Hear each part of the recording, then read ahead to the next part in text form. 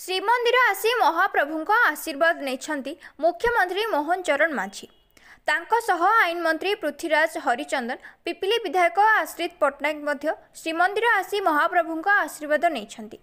रथयात्रा शांति श्रृंखल में शेष होइथिबा बेले ओडिशावासी सुख समृद्धि कामना नहीं महाप्रभुଙ୍କ निकटरे मुख्यमंत्री प्रार्थना करछंती। तेबे महाप्रभुଙ୍କ रत्न भंडार खूब शीघ्र मरमती कराଯାଇ रत्न अलंकार गणति कराଯିबो बोली आईन मंत्री कहिछंती।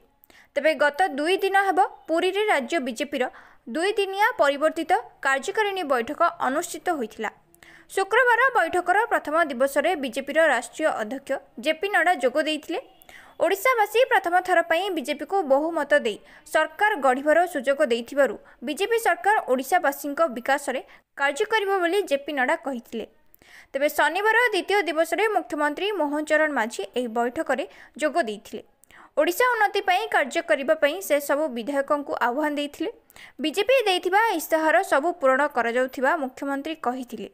तेबे ओडिशा को 1 नंबर राज्य रे परिणत करिबा बीजेपी लक्ष्य बोली मुख्यमंत्री मोहन चरण माझी कहिथिले।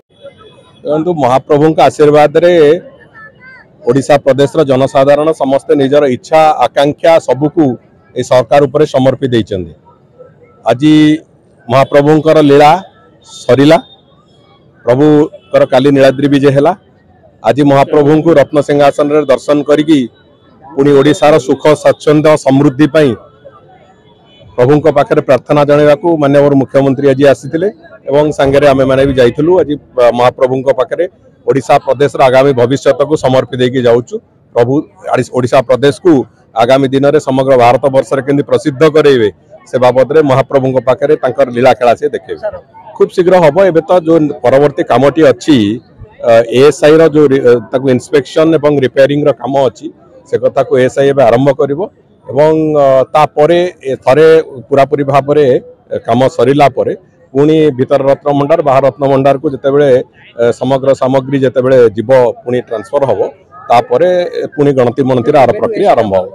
एएसआई बहुत शीघ्र इंस्पेक्शन करके से काम आरंभ करिवो। काली जेतु नीलाद्री विजय थिला काली से काम को रखि नथिलु बहुत शीघ्र से कार्य आरंभ हो।